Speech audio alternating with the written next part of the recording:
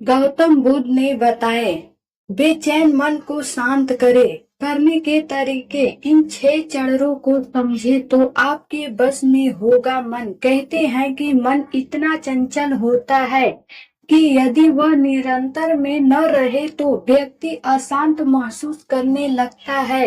ये अशांति मन में एक पल में आने वाले सैकड़ों सवालों के कारण होती है, और यह अशांति तब तक बनी रहती है जब तक कि व्यक्ति को मन में चल रहे सवालों का जवाब नहीं मिल जाता। ऐसे में तो यही लगता है कि मन की शांत रखना बेहद जरूरी है, लेकिन सवाल यह उठता है कि आखिर हम मन को शांत कैसे कर सकते हैं।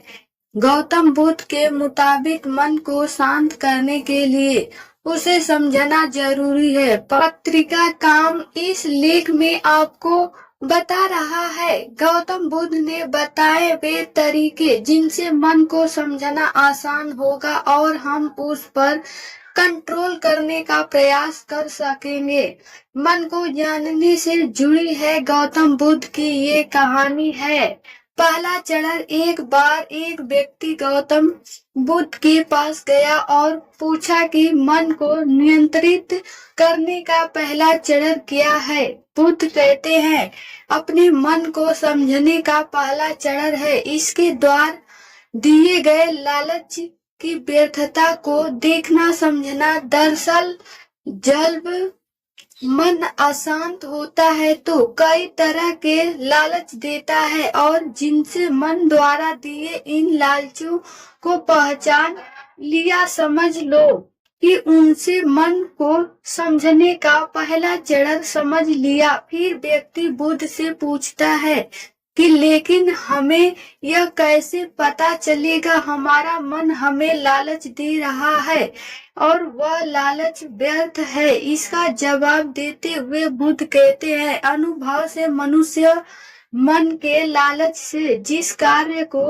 अति करता है उसमें उसे हानि ही होती है, और हानि के बाद ही उसे अनुभव होता है। जैसे जिनसे वास्तव में यह देख लिया कि नशा करना केवल दुख है, वह नशा मुक्ति होना शुरू कर देगा।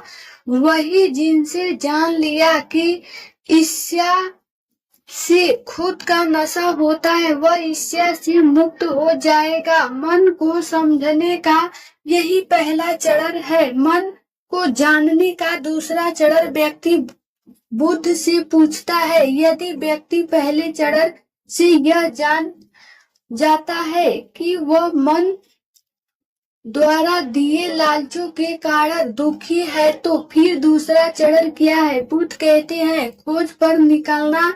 दूसरे चरण के लिए ऐसे व्यक्ति की खोज पर निकलना होगा जो पहले ही अपने मन को जानकर इससे मुक्त हो चुका है। दरअसल एक ऐसा ही व्यक्ति तुम्हारा मार्गदर्शन कर पाएगा। मन को जानने का तीसरा चरण की व्यक्ति कहता है कि लेकिन ऐसे व्यक्ति की पहचान कैसे होगी। बुद्ध कहते हैं, यही तीसरा चरण है। सुनना ही अपने मन को समझना का तीसरा चरण है। व्यक्ति कहता है, क्या इसे देखकर पता नहीं किया जा सकता। बुद्ध कहते हैं, देखने में कोई व्यक्ति बहुत शांत और अच्छा लग सकता है, लेकिन उसके मन के भीतर क्या है यह उसके शब्दों से ही पता चल सकता है। लेकिन किसी बातों पर तब तक विश्वास नहीं करना चाहिए जब तक कि वह तुम्हारे विवेक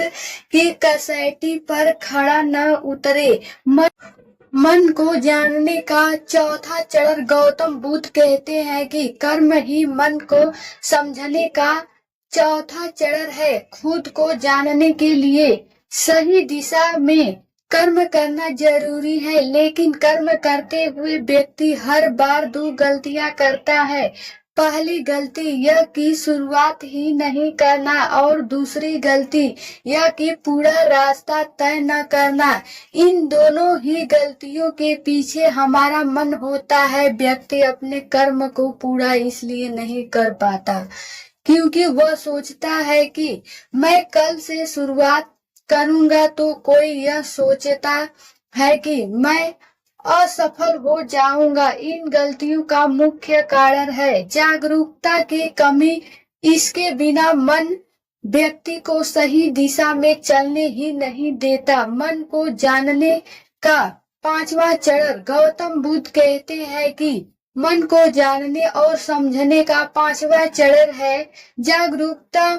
इसलिए हर कार्य को जागरूकता के साथ करें। बिना जागरूकता के साथ किया गया कार्य या फिर जिया गया क्षण मृत्यु के समान है।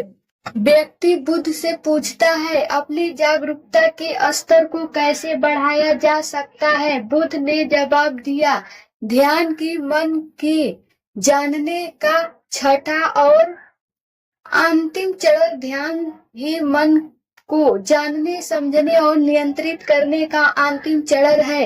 यानी ध्यान ही वह नाव है जिस पर बैठ मन रूपी नदी को पार किया जा सकता है। जिस व्यक्ति ने इन शुरुआती 5 चरणों से मन को जान लिया, उसने अपने मन को जीत लिया, उस पर काबू पा लिया। एक बार एक युवक अपने अशांत मन से बहुत ही परेशान था। उसका मन हमेशा चिंता और उलझना से भरा रहता था, जिस वजह से वह अपने किसी भी लक्ष्य को पूरा करने में कामयाब नहीं हो पाया था।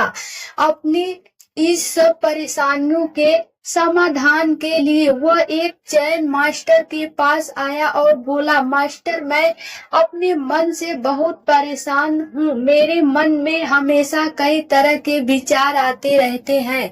कृपया मुझे इन विचारों को कम करने का कोई उपाय बताइए।